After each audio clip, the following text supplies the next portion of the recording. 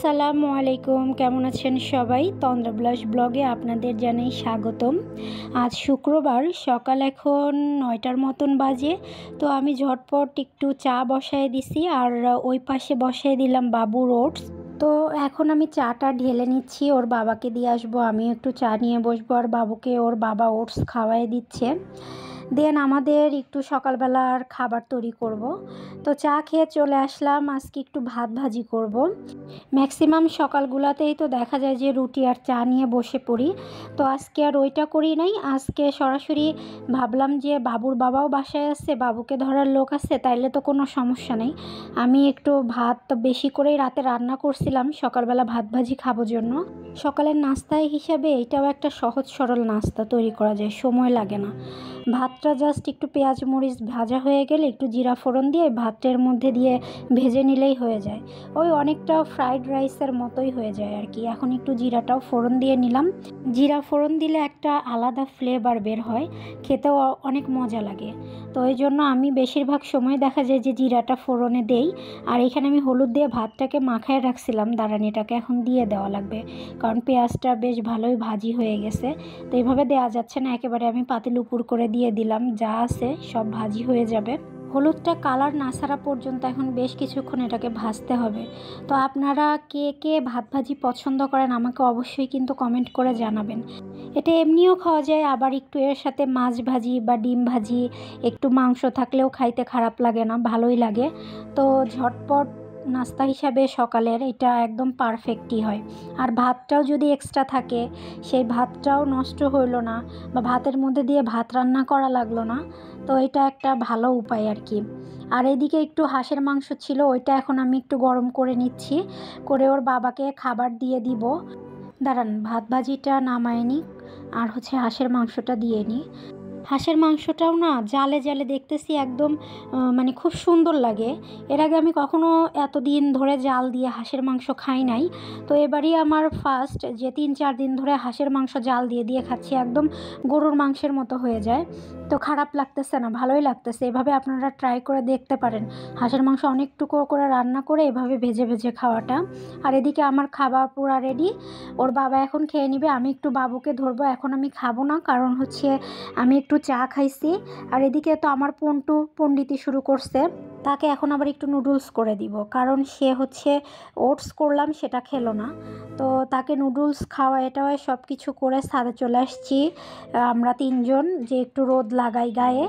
আর এদিকে ছাদে এসে যে আপনাদের 2 দিন আগে দেখালাম না যে গোলাপ কড়ি ফুটছে, তো কড়ি থেকে ফুলও হয়ে গেছে। আর ফুলটা দেখতে অসম্ভব সুন্দর লাগতেছিল, মানে অনেকটা বড় ফুলটা, কিন্তু তেমন একটা স্মেল নাই। যে ফুলের যে একটা সুবাস হয়, সেই সুবাসটা আমি দেখতেছি যে এই ফুলগুলাতে নাই, কেন যে নাই আল্লাহই জানে। আর এদিকে জবা ফুটছে, এই গাছটাতে অনেকগুলো জবা ফুটলো।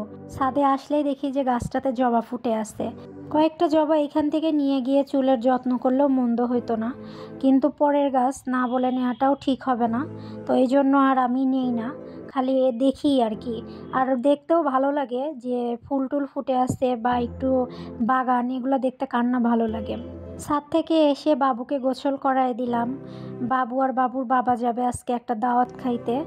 তো ওরা নামাজের সময় বের হয়ে গেল, নামাজ পড়ে চলে যাবে। এখন বাবুকে নিয়ে যে কিভাবে নামাজটা পড়বে, ওই পাশে বসায় রেখে হয়তো বা নামাজ পড়ে নিবে। আর এদিকে আমি সুযোগ পেয়েই ভাবলাম যে আমার তো দুপুরে রান্না নাই, কারণ রাতের একটু তরকারি ছিল, ওইটা দিয়ে দুপুরবেলা আমার হয়ে যাবে। আমি একটু খালি ভাত বসায় নিছি। তো ভাবলাম যে এখন তো যেহেতু ফ্রি আছি, তাইলে আর কি করব, রাতের রান্নাটা করে রাখি, তাইলে সুবিধা হবে, কোনো প্যারা হবে না, ঝামেলা হবে না, বাবু এটা ওইটা ধরবে না।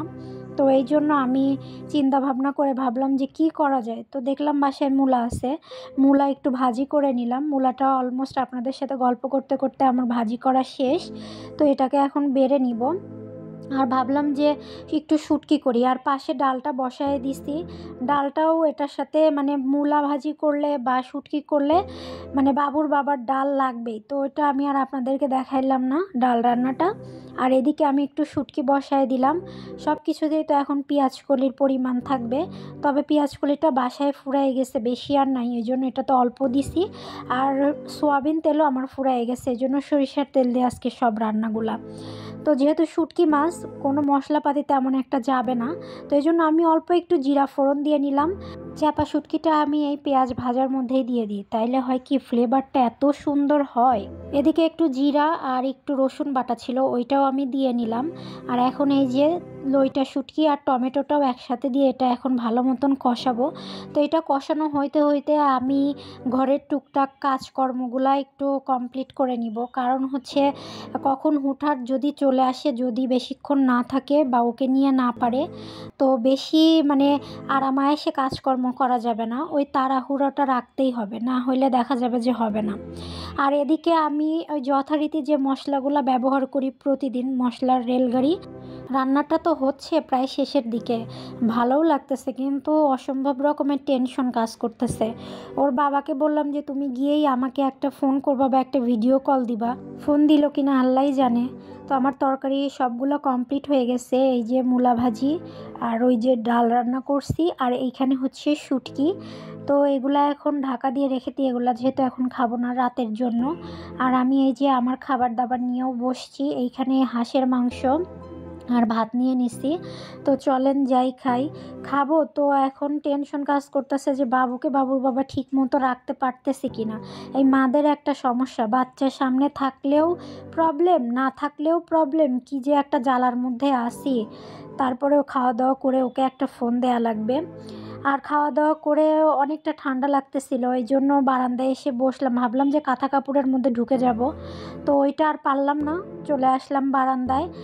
এসে দেখি গাছগুলাতে পানি নেই, তো এগুলাতেও আবার একটু পানি দেয়া লাগবে।